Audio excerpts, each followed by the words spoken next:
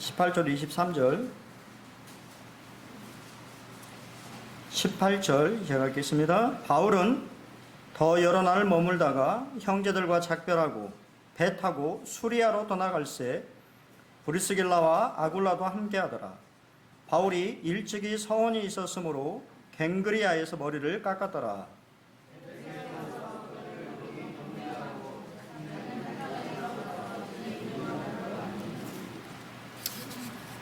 여러 사람이 더 오래 있기를 청하되 허락하지 아니하고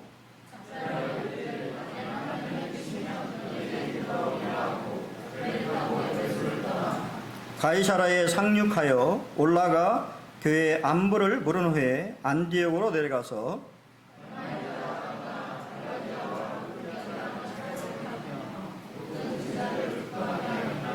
네, 감사합니다.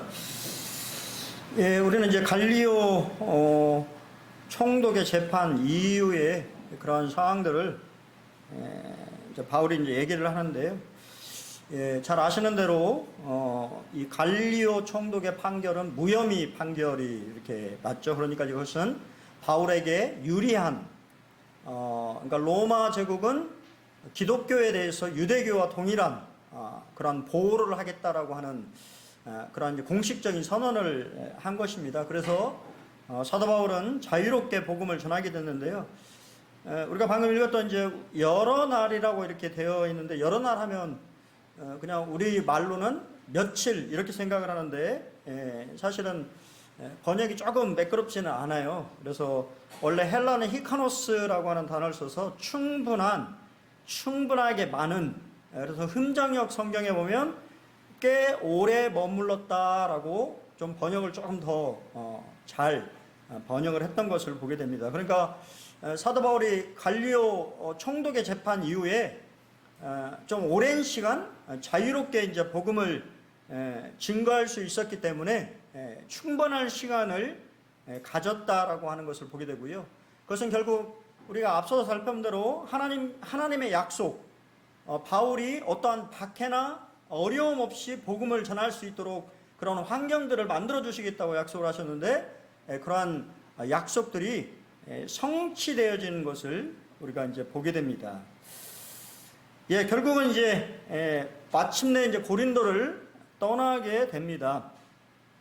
형제들과 작별하고 배 타고 수리아 안디옥을 말하는 것이죠. 바울은 고린도에서 약 1년 6개월 정도의 시간을 보냈는데요. 아마 말씀에는 나와 있지 않지만 바울이 판단하기에 고린도 교회가 자생력을 가졌다라고 판단했던 것으로 보여져요. 그래서 이제 떠날 때가 되었다고 생각을 해서 파송을 받았던 수리아 안디옥으로 귀환하는 기로에 올랐던 것입니다. 그런데 우리가 뭐 잘 아는 것처럼 뭐 자세하게 성경에 이제 나와 있지는 않지만 고린도 교회는 이미 가이오라든가 소스데네, 스데바나 또 그리스보 등과 같은 훌륭한 일꾼들이 세워진 후였기 때문에 이렇게 이제 그냥 떠난 것이 아니고 일꾼들을 세워서 하나님의 교회가 든든하게 잘 세워질 수 있도록 했다라고 하는 것을 우리가 생각해 볼 수 있습니다. 제가 여러 번 말씀드렸지만 뭐 제 사역은 사람을 세우는 사역이다라고 저는 생각을 해요. 뭐 제 혼자 할 수 있는 것도 아니고 또 그러한 일들을 감당하기 위해서는 우리가 함께 하나님의 교회를 세워나가는 것이 이제 필요하잖아요. 그래서 사도 바울은 데살로니가전서 2장 7절에 뭐라고 말했냐면 그리스도의 사도로서 마땅히 권위를 주장할 수 있으나 도리어 너희 가운데서 유순한 자가 되어 유모가 자기 자녀를 기름과 같이 하였다라고 이야기를 합니다. 실제적으로 영적인 아버지고 그는 하나님으로부터 사도라고 하는 직위를 가지고 있었던 사람이지만 그런 권위를 그가 세웠던 교회에 행사하지 않았다라고 하는 거예요. 오히려 아버지와 같은 또 어머니와 같은 마음으로 교회를 돌아봤다라고 하는 그러한 것들을 우리가 생각해 볼 때 하나님의 교회라고 하는 것이 실제적으로 사람들을 어떻게 세워나가느냐라고 하는 것에 실제 이 교회의 성공, 그러니까 부흥의 또 성숙한 교회, 또 건강한 교회로 만들어가져가는 그런 방법이 아닌가라고 하는 생각을 좀 해보게 되어집니다. 예, 돌아가는 길에 누가 함께 했냐면 브리스길라와 아굴라 부부가 함께 했습니다. 우리가 그냥 뭐 함께 했다고 생각하지만 실제적으로 생각해 보면 생업을 포기한 거예요. 이미 고린도에서 아마 생각해 봤을 때는 상당히 사업에 성공한 것으로 보여지고 어느 정도는 그러한 규모들을 갖췄을 것으로 보여지는데, 그러한 모든 것을 포기하고 바울을 따라서 그들의 여정을 떠나는 것을 보게 됩니다. 왜 그렇게 할 수 있을까요? 그것은 바울을 통해서 인생의 참된 의미와 목적을 배웠기 때문이라고 저는 보여져요. 그리스도인이 된다는 것은 인생관과 삶의 목적이 새로워지는 것을 의미하는 것입니다. 먹고 사는 문제로 사는 것이 아니라고 하는 것이죠. 먹고 사는 문제 중요하죠. 당연히 이 사람이 먹고 사는 문제가 상당히 중요하지만 그것이 전부는 아니게 되는 것을 보게 됩니다. 그렇죠? 구원받았다라고 하는 것은 결국 하나님의 나라와 또 그분의 복음을 위하여서 자신의 인생을 드리는 것을 의미하는데, 우리가 이 브리스길라 아굴라 부부는 그러한 삶을 우리에게 보여주고 있다라고 하는 거예요. 이제 일부 학자들은, 저도 이제 그거에 대해서 좀 동의를 해요. 왜냐하면 브리스길라 아굴라 그러면 다 막 포기하고 왔을 것이냐라고 생각하면 그렇지는 않을 것 같고, 아마 지점을 냈을 것이다라고 이제 그렇게 분별을 합니다. 그러니까 로마의 본 업체가 있고, 그리고 고린도에 지점을 낸 거고, 또 이제 나중에 보면 이제 예배소로 가게 되는데 예배소에서도 동일하게 지점을 낸, 그러니까 브리스길라 아길라 이 부부는 사업적으로도 상당히 수완이 있는 부부였다라고 하는 것을 또 생각해 볼 수 있다고 하는 것이지. 어떻게 됐든 간에 빌립보서 3장 14절 같이 한번 읽어보겠습니다. 같이 읽겠습니다. 시작. 표대를 향하여 그리스도의 예수 안에서 하나님이 위에서 부르신 부름의 상을 위하여 달려가노라. 하나님 여러분을 부르셨습니다. 그 부르심에는 다 목적이 있다고 하는 거예요. 그 목적을 여러분들이 알아야 되고, 그 목적에 맞게 전심전력하는 것이 필요하다고 하는 거예요. 우리 요새 우리 효록이 형제 저를 참 괴롭혀요. 말씀을 막 준비하는데 와갖고 하소연을 막 합니다. 말씀을 막 준비해 지금 막 바빠갖고 막 하고 있는데, 근데 이해가 돼요. 얼마나 고민이 많겠습니까? 어떻게 살까? 그런 질문을 계속 던져요, 저한테. 형제님, 어떻게 살아야 돼요? 저는 뭐를 먹고 살아야 됩니까? 부터 시작해가지고 와가지고 매일 와요. 매일 이게 날씨 더우니까 이제 또 교제도 하고 싶고 그러니까 이렇게 와서 이제 싫다는 게 아니라 이해를 한다는 말입니다. 그 나이 때 저도 동일하게 그런 고민을 했었고 그런 고민 가운데 있었는데, 중요한 것은 믿음이 필요하다고 하는 거예요. 하나님이 부르셨으면 하나님이 뭐 해주십니까? 책임져 주신다고 하는 믿음이 필요하다고 하는 거예요. 그래서 제가 바쁘니까 이제 그러는데 좀 기다려. 기다리면 하나님이 인도하시는 걸 좀 보여줄 수 있으니까 좀 기다려. 같이 기도하자. 이렇게 이제 얘기하고 이렇게 말았어요. 하지만 그런 고민들이 상당히 이해가 되고, 또 그런 것들에 대해서 일꾼된 사람으로서 또 함께 기도하고 그러한 길들을 같이 하기를 또 원하는 마음이 있습니다. 갑자기 이제 머리를 깎습니다. 갑자기 머리를 깎는 이야기가 나오는데, 이것은 이제 나시린의 서원이라고 하는데, 우리가 말하는 이제 그 영어로 말하는 나사렛의 서원이에요. 나사렛이라고 하는 서원인데, 왜 머리를 깎았는지에 대한 그런 부분들을 좀 살펴보기로 합니다. 러시아의 속담에 보면 하루를 행복하게 하려면 이발을 하고, 유성희님, 하루를 좀 행복하게 살려면 이발을 하시면 됩니다. 이발소에 가시면 됩니다. 왜냐하면 누군가 내 머리를 만져준다고 하는 게 기분이 좋거든요. 단정해주는 그런 일리가 있어요. 일주일을 행복하게 하려면 결혼을 하고, 결혼은 일주일밖에 안 가요. 여러분, 그러니까 우리 청년들이 너무 기대를 하고 살면 안 돼. 예? 결혼하면 행복할 거라고 착각했는데, 이 속담이 뭐라냐면 일주일밖에 안 가요. 허니문은 일주일밖에 안 가는 거예요. 예, 뭐 더 가는 분들도 있겠죠. 한 달을 행복하게 하려면 말을 사고, 1년을 행복하게 살려면 집을 짓고, 그리고 평생을 행복하게 하려면 정직하게 살아라 라고 하는 속담이 있다고 합니다. 일리가 좀 있어요. 예, 저도 머리를 깎았습니다. 예, 왜 깎았겠습니까?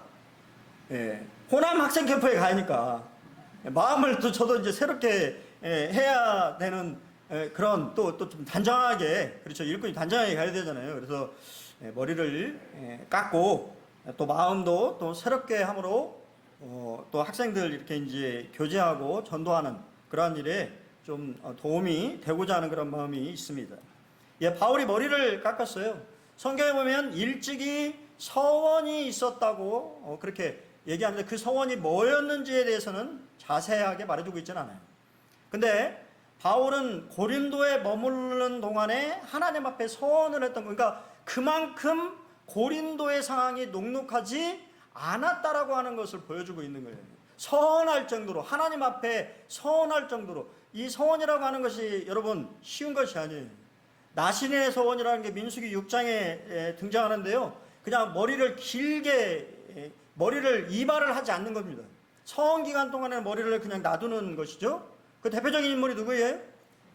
삼손이, 삼손. 머리하면 떠오르는 인물 삼손. 삼손은 나실인이었죠. 원래 하나님이 나실 때부터 하나님 앞에 드려진 사람이었습니다. 예. 그리고 나서는 이제 고린도 사역을 마쳤으니까 어떻게 돼요?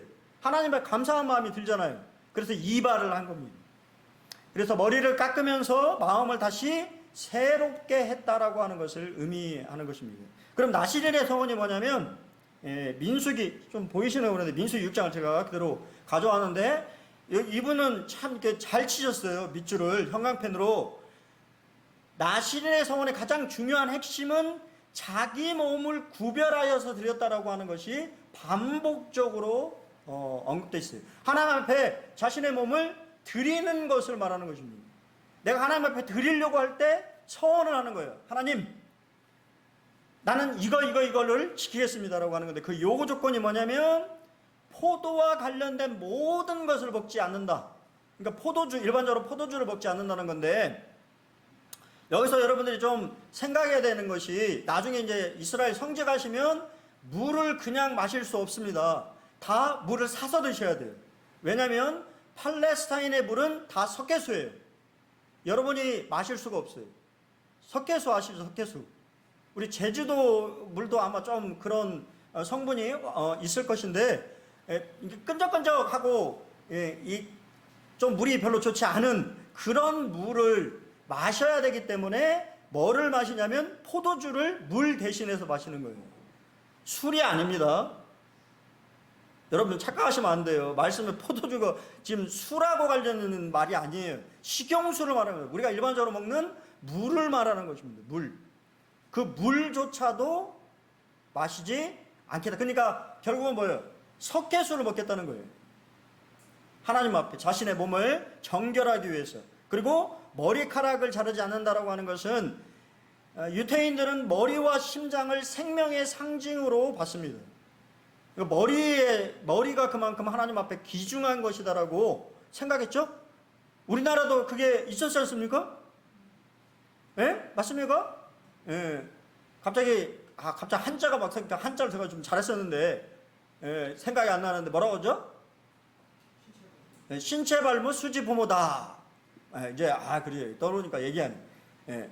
우리의 모든 분들이 부모로부터 받은 것이기 때문에 절대로 손댈 수 없다 해서 손을 안 댔잖아요. 그래서 이렇게 장발로 다니고, 나중에는 그래서 일본이 단발령을 시행해서 상당히 우리나라가 그것에 반대하고 그랬지 않습니까? 그런 것처럼 머리카락을 따르지 않는 그러한 것, 하나님 앞에 내 자신을 드린다라고 하는 것. 그리고 시체를 가까이 하지 않는, 그것은 뭐도 포함되냐면 가족이 죽었어도 가족의 시체를 그러니까 우리가 말하는 염을 안 하는 것이죠.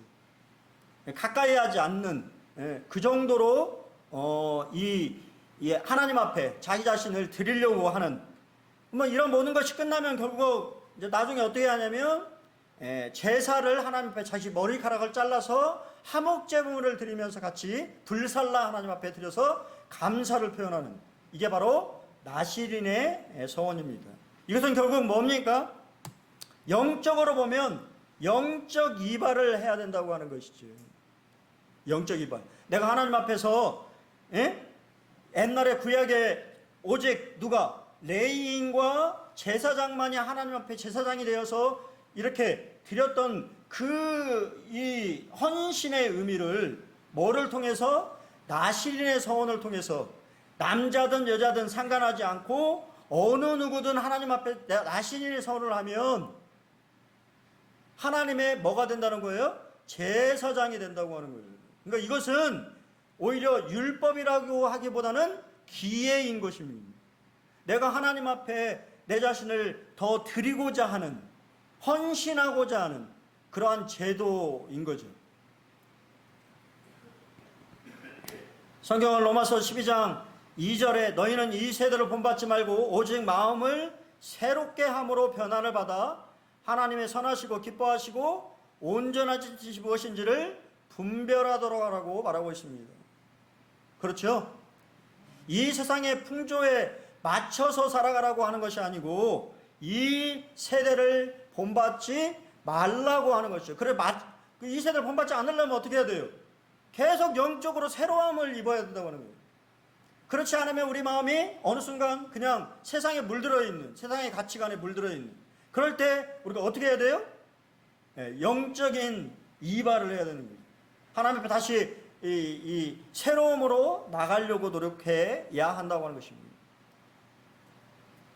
그리고 우리가 이제 말씀을 통해서 또 한 사람을 만나게 되는데 성경에 나와 있지는 않아요.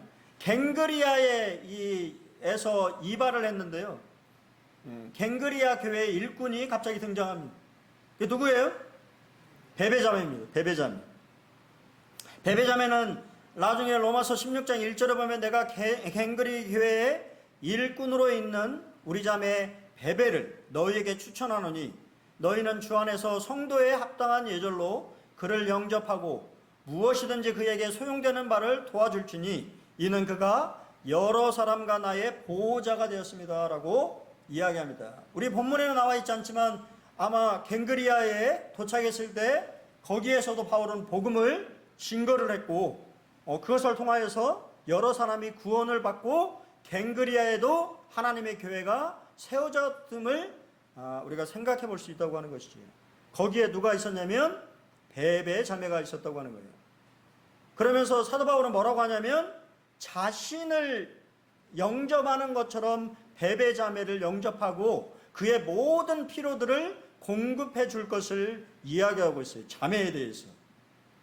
왜냐하면 그 자매가 어떠한 인물이냐면 우리가 잘 아는 로마서라고 하는 사도 바울의 서신을 로마 교회에 전달한 인물이기 때문입니다. 생각해 보세요. 지금 우리 이게 뭐 성경 뭐 이렇게 된 게 있지만 그 당시의 성경은 뭐예요? 다 양피지나 그런 거잖아요. 그러면 그 얼마나 많았겠어요? 그것을 여자의 몸으로 약 배를 타고 가면 1000km, 육로로 가면 2100km에 달하는 거리를 서신을 가지고 간다고 하는 것은 얼마나 고된 일이고 힘든 일일까요? 그리고 그것을 얼마나 귀하게 여겼을까요? 아무나 줬겠습니까? 그 일을? 그만큼 사도 바울에게 베베자매는 훌륭한 보호자고 후원자였다고 하는 것을 우리가 알 수가 있어요. 그냥 넘어가기 뭐해서 말씀을 좀 드리는 겁니다. 이제 배를 타고 가는데 어디에 가냐면 경유지 예배소입니다. 경유지예요. 경유지. 그 당시에는 가이사라까지 가는 배가 없었다고 해요. 직항.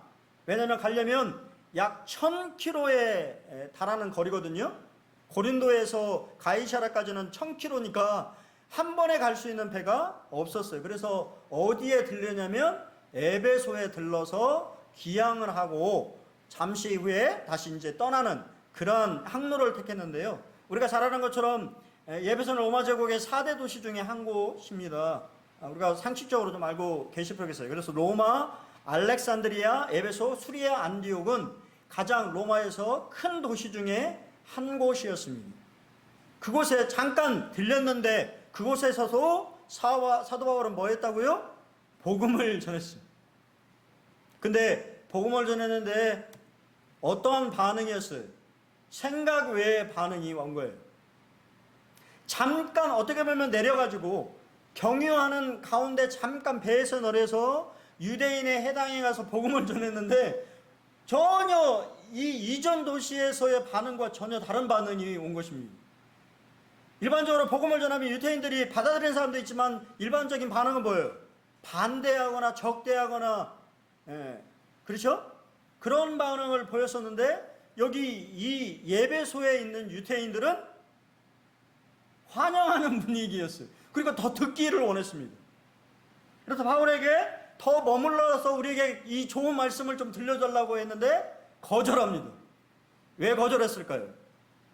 그것은 바로 바울에게 더 중요하고 우선적인 일이 있었기 때문이죠.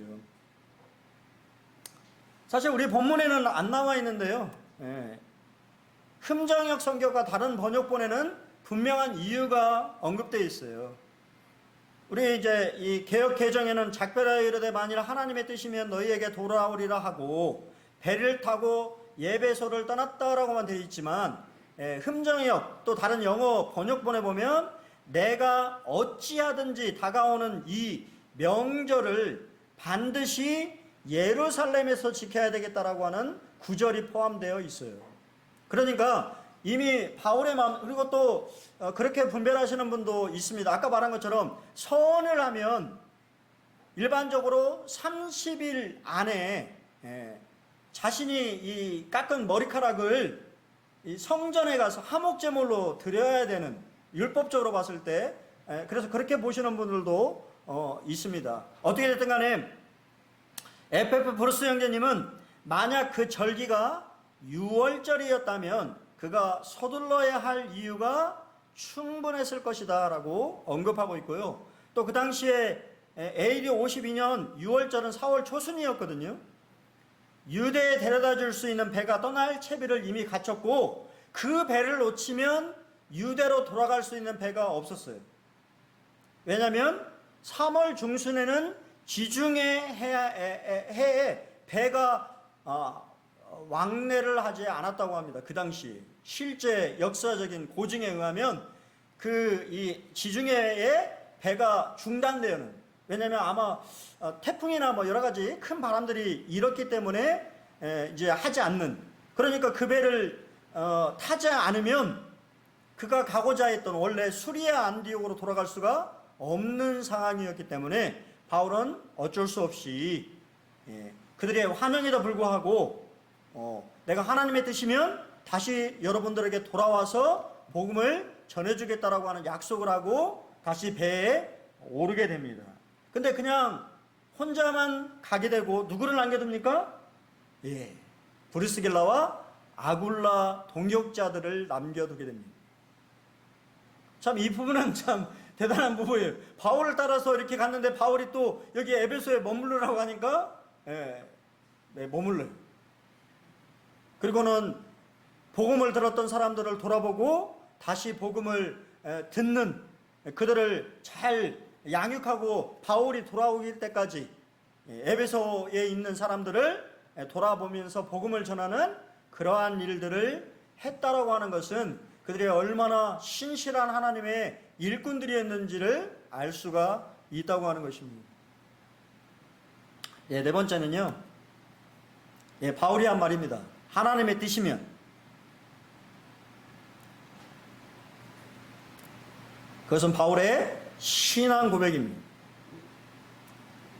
작별하면서 말을 하기를 만일 하나님의 뜻이면 너희에게 돌아오리라고 하는 말을 하고 배를 타고 에베소를 떠나는데요. 바울은 자신이 전도 계획을 세우지만 언제나 그 계획의 타이밍을 하나님의 뜻은 뜻에 두는 사람이 되었다라고 하는 것을 의미합니다. 여러분 그러고 있나요?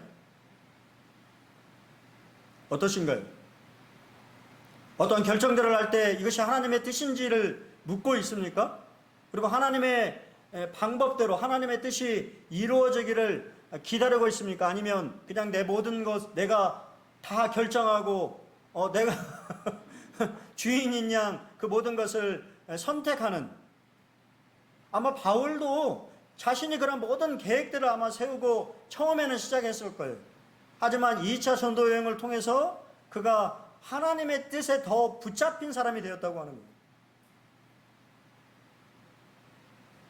그렇기 때문에 하나님의 뜻이면 그는 머물기도 하고 떠나기도 하는 것입니다.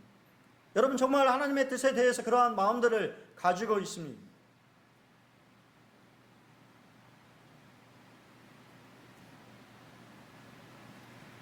사실 이제 바울은 우리 말씀에 보면요, 사도행전 18장 22절에 보면 가이사라에 상륙하여 올라가 교회의 안부를 부른 후에 안디옥으로 내려가서라고 되어 있는데요, 이 말은 바로 그가 예루살렘으로 갔다라고 하는 것을 말합니다. 유태인들은 올라간다라고 하는 표현은 예루살렘에 올라간다라고 하는 표현이에요. 그리고 예루살렘에서 다른 지역으로 내려갈 때는 내려간다라고 하는 말을 씁니다. 그러니까 누가는 지금 예루살렘이라고 하는 명칭을 쓰고 있지 않지만 그가 이 가이사라에 도착해서 가이사라에서 예루살렘까지는 104km가 되거든요. 그리고 지도를 통해서 보시면 가이사라는 그가 원래 가려고 하는 목적지가 어디예요? 수리아 안디옥이죠. 안디옥이 위에 있고 예루살렘은 밑에 있어요. 이해가 되세요? 그러니까 의도적으로 그의 목적지로 예루살렘 교회의 방문을 잡았다고 하는 것이죠. 왜 그랬을까요? 1차 전도 여행 때 무슨 일이 발생됐어요? 기억하십니까? 이방인 형제들이 교회에 더해진 것에 의해서 예루살렘 교회에 엄청난 파장이 일었잖아요. 나눠져서 이게 맞는 건지 어떤 건지 몰라서 예루살렘 공회의를 열어서 이 문제에 대해서 어떻게 해야 될지에 대해서 같이 논의했지 않습니까? 바울은 그러한 모든 사정들을 잘 알고 있기 때문에 하나님께서 바울과 함께한 이 2차 전도 여행, 완전히 이방인들을 향해서 복음이 증거되어져 있는, 그리고 하나님의 놀라운 은혜와 또 하나님의 계획들을 예루살렘 교회에 보고하는 것이 중요하다고 생각했던 것입니다. 선교는 혼자 하는 게 아니잖아요. 그렇죠? 파송된 본교회와 함께 하는 것입니다. 그렇기 때문에 본교회의 협력이 상당히 중요하고 본교회, 그래서 요새 참 안타까운 것은 요즘 시대가 이제 그런 시대죠. 우리가 이제 보통 등산을 우리가 이제 우리가 에베레스트나 막 이런 게 할 때 보면 이 중간 이 지점에 뭐를 두냐면 베이스 캠프라고 하는 걸 둡니다. 그리고 나서 그러니까 이 휴식을 취하기도 하고 그런 모든 것을 지원해 주는 역할을 하는 것이 베이스 캠프죠. 그 역할이 상당히 중요한데 선교 현장에 선교사는 많이 나가 있는데 지금은 이제는 베이스 캠프가 무너져가는, 이해가 되세요? 선교사를 더 이상 지원할 수가 없어서 본교회에서 지원할 수 없으니까 이제 그만하시고 오세요. 그게 서양의 지금 선교의 현실이에요. 이해가 되십니까? 3대 4대 선교사를 파송했지만 더 이상 본교회에 지원할 수 있는 능력이 없어요. 왜? 젊은 사람이 없어. 교회가 성도가 없어. 그러니까 어떻게 지원해? 그러니까 돌아오라고 하는 그러한 이야기를 할 수밖에 없는. 이 교회는 이 파송한 교회와 선교사가 유기적으로 같이 협력해야 되는 것이죠. 그것을 잘 알고 있는 사도 바울은 수리아에 가기 전에 예루살렘 교회에 하나님의 역사에 대한, 하나님의 은혜에 대해서 보고하는 것이 상당히 중요하다고 생각했던 것으로 보여집니다. 여러분, 때때로 우리는요, 내 선택이 최선일 거라고 하는 착각을 합니다. 근데 성경은 뭐라고 말합니까? 잠언 16장 25절에 어떤 길은 사람이 보기에 바르나 필경은 사망의 길이라고 언급합니다. 이해가 되세요? 내가 보기에 그 길이 좋아 보이고 옳은 길처럼 생각되지만 결국엔 뭐라고요? 패망의 길이고 멸망의 길이고 잘못된 길일 수 있다고 하는 거예요. 내 선택이 최선이 아닐 수도 있다라고 하는 생각을 가져야 된다고 하는 것이죠. 우리 잘 아시는 말씀이죠. 이사야서 55장 8절로 좀 보이시나요? 글씨가 보이시나요? 같이 한번 읽어보겠습니다. 시작. 여호와의 말씀에 내 생각은 너희 생각과 다르며 내 길은 너희 길과 달라서 하늘이 땅보다 높음같이 내 길은 너희 길보다 높으며 내 생각은 너희 생각보다 높으니라. 믿으세요? 하나님의 생각이 여러분의 생각보다 더 높고 깊습니다. 우리의 생각은 짧아요. 그냥 단기적입니다. 그냥 앞에 있는 것을 보는 것이 사람의 눈이고 생각이에요. 하지만 하나님의 생각은, 하나님의 지혜는 측량할 수가 있습니까? 없습니까? 없어요.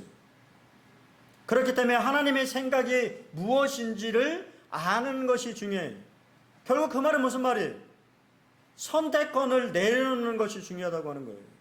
내가 선택하는 것이 아니라 하나님께서 선택하도록 그분께 맡겨드리는, 내 인생을 그분께 맡겨드리는 믿음이 필요하다고 하는 것입니다. 시편 139편 1절로 4절 말씀도 같이 한번 읽어보겠습니다. 시작. 여호와여, 주께서 나를 살펴보셨으므로 나를 아시나이다. 주께서 내가 앉고 일어섬을 아시고 멀리서도 나의 생각을 밝히 아시오며 나의 모든 길과 내가 눕는 것을 살펴보셨으므로 나의 모든 행위를 익히 아시오니 여호와여, 내 혀의 말을 알지 못하는 것이 하나도 없으시니이다. 믿습니까? 하나님이 여러분을 아는 것보다 여러분들을 더 잘 아신다고 하는 것을 믿습니까?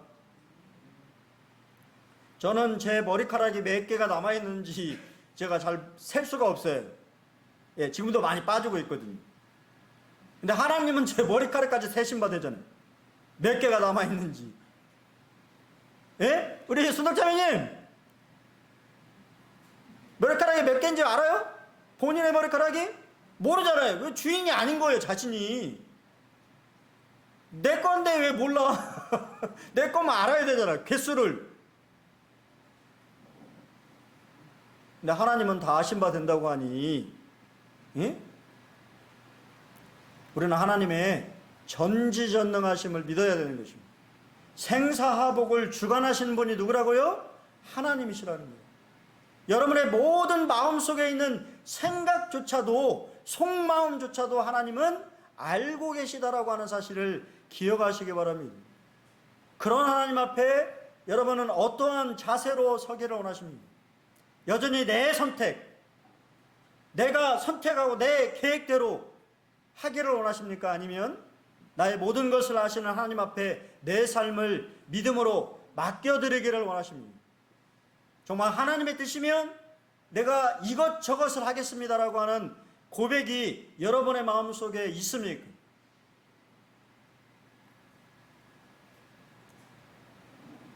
다시 예배소로 인도하시는 하나님을 보게 됩니다. 사실 제가 고민을 했어요. 22절까지만 할까 23절까지 넣을까 고민을 했어요. 왜냐하면 23절, 우리가 그냥 22절과 23절이 아무것도 아닌 것처럼 보이지만 22절과 23절은 상당히 중요한 전환점이거든요. 왜냐하면 22절은 2차 전도여행이 끝난 것을 말하고 23절은 3차 전도여행이 시작되는 것을 말하고 있어요.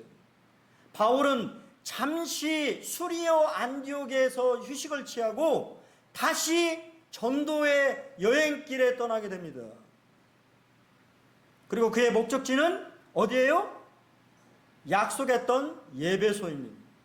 그래서 19장에 누가 나오냐면 바로 예배소의 전도 상황이 나오고, 나중에 이제 다음 시간에 제가 말씀을 드리겠습니다만 그 앞에 누가 등장하냐면 아볼로가 갑자기 등장해요. 왜냐하면 이 아볼로가 에베소 전도에 상당한 영향을 미치기 때문이에요. 하나님은 이미 계획하신, 지금 바울이 생각하는 그 모든 것을 아시고 이미 아볼로를 에베소에 보내셨고, 또 누구를 보내서 거기 남겨뒀죠? 브리스길라와 아굴라 부부를 통해서 아굴라가 더 확실한 믿음 안에 설 수 있는, 예수를 확실하게 더 알 수 있도록 인도하시고, 에베소에 있는 씨를 막 뿌려놓는 역할들을 할 수 있도록 예비하셨다는 사실을 기억하시기 바랍니다. 그리고 나중에 우리가 19장 1절에 보면 아볼로는 어디에 가 있어요? 고린도 교회 일꾼으로 가 있는 것을 보게 돼요. 그리고 그 빈자리를 다시 사도 바울이 에베소에 와서 복음을 전하는 모습을 보게 된다고 하는 것입니다. 우리는 그냥 22절, 23절 간단하게 생각하지만 그의 인생에는 상당히 큰 전환점의 사건들이 기록되어 있다고 하는 거예요. 그리고 그 안에 바로 하나님의 놀라운 섭리와 인도하심이 있다고 하는 것입니다. 여러분, 인생이 그런 것입니다. 짤막한 것 같지만 그 안에 수많은 바울의 삶이 담겨져 있다고 하는 사실을 기억해 보십시오. 교훈 및 적용, 전 두 가지를 좀 말씀드리고 말씀을 줄이고자 합니다. 첫 번째는 2차 전도여행은 하나님께서 신실한 동역자들을 만나게 해준 기간이에요. 어떻게 보면 바울에게는 황금기와 같은 시기였던 것 같습니다. 마가 문제로 바나바와 헤어졌어요. 얼마나 상심이 됐을까요? 그렇지 않겠습니까? 근데 누구로 붙여줬습니까? 실라라 붙여주셨어요. 그러면서 2차 전도여행을 함께 시작하게 하셨습니다. 그리고 루스드라에서는 영적인 아들인 디모데를 붙여주셨고, 드로아에서는 사랑받는 의사이자 동역자인 누가를 붙여주셨는데, 그 후 두 사람은 한평생 바울의 곁을 떠나지 않고 마지막 순간까지 그와 함께 했다고 하는 사실을 기억하시기 바랍니다.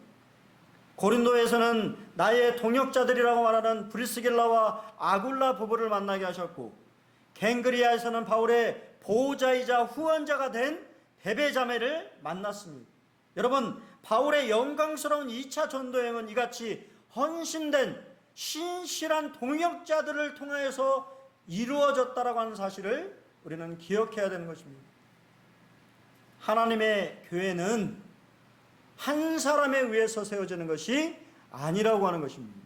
사도 바울은 고린도서 3장 9절에 우리는 하나님의 동역자들이요 너희는 하나님의 밭이요 하나님의 집인이라고 이야기합니다. 여러분,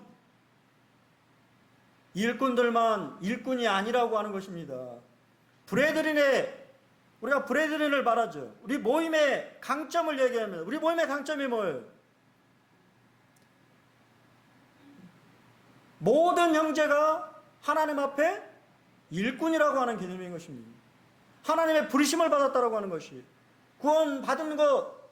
근데 요새 보면 우리 모임도 좀 이상해지고 있어요. 모임의 형제자매들이 그냥 앞선 세워진 일꾼들에게만 맡기는 경향이 있습니다. 그게 맞은가요? 하나님이 말씀하신 그런 교회가 맞습니까? 저는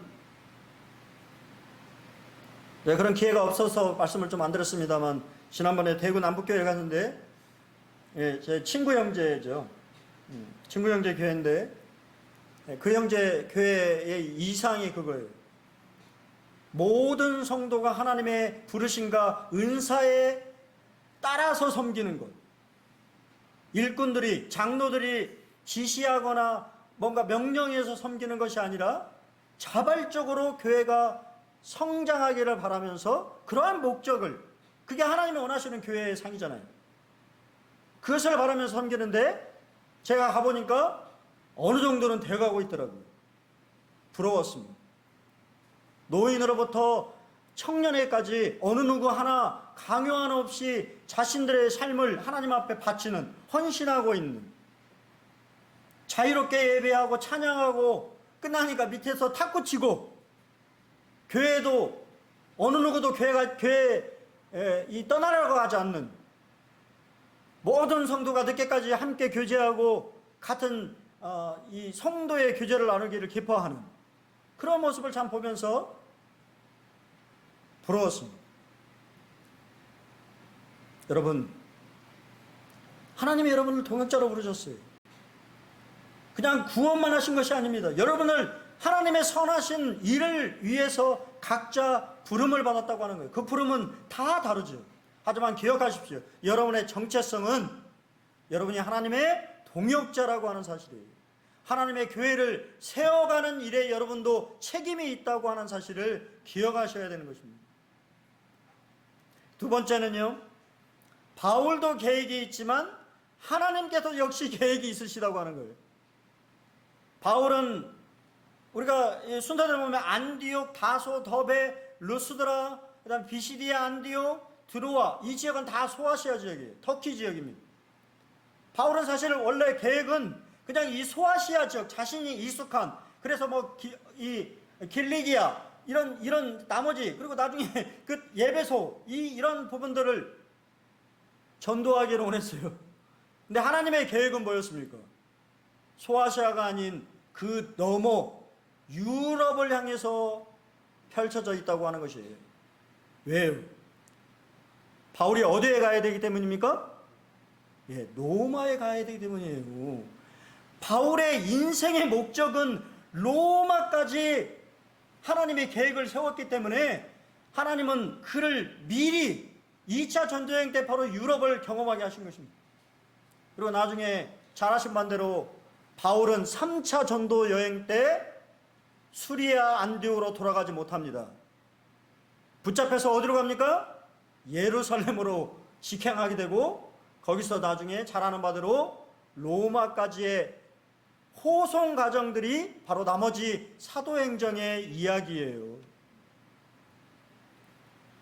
성령님께서 바울의 길을 막으셔서 복음의 방향을 소아시아에서 유럽으로 바뀌게 하셨습니다. 모든 여정 가운데 이미 미래를 준비하시고 그의 지경을 넓혀가시는 하나님의 손길을 보게 된다고 하는 것이에요. 여러분의 인생에도 마찬가지라는 거예요. 여러분이 계획이 있으시지만 하나님도 여러분의 인생에 대해서 계획이 있다고 하는 거예요. 여러분 어떻게 하시겠습니까? 그냥 여러분 인생이 그냥 내 계획대로 사시겠습니까? 아니면 하나님의 계획에 좀 귀 기울이면서 그 계획을 쫓아가는 그러한 삶을 사시겠습니까? 성경은 잠언 19장 21절에 사람의 마음에는 많은 계획이 있어도 오직 여호와의 뜻만이 완전히 서리라고 분명하게 말씀하십니다. 여러분의 많은 계획이 있지만 그것이 하나님의 계획과 일치해야 되만이 여러분의 인생은 성공한 인생이요, 낭비하지 않은 인생이요, 하나님의 목적에 맞는 인생이 될 것이라고 저는 생각이 되어집니다. 전 마지막으로 일상의 결정들이라는 책의 김병삼 목사님의 글이 참 마음에 와닿아서 여러분들과 나누면서 말씀을 좀 드리긴 합니다. 우리 인생에는 두 가지 애씀이 있습니다. 자신의 계획을 이루기 위한 애씀과 하나님의 뜻을 이루기 위한 애씀입니다. 그런데 자신의 뜻을 이루기 위해 애쓰는 인생은 방황을 낳고, 하나님의 계획을 이루기 위해 애쓰는 인생은 확신을 낳습니다. 참 아멘이 되었어요. 글귀가. 여러분 어떠한 인생을 살기를 원하십니까? 여러분의 계획을 이루기 위한 애씀의 인생을 살기를 원하십니까? 아니면 하나님의 계획에 순종하여 따라가서 내가 살아가는 이 인생이, 내가 지금 이렇게 살아가고는 삶이 정말 하나님이 원하시고 기뻐하시고 영광을 받으시는 그런 확신이 막 차는 그러한 인생의 삶이십니다. 여러분의 삶이 하나님이 원하시는 인생이 되기를 바랍니다. 그래서 정말 하나님 여러분의 삶에서 영광스럽게 되시고 여러분의 삶이 하나님 앞에 드려지는 그러한 귀한 인생이 되기를 기도하겠습니다.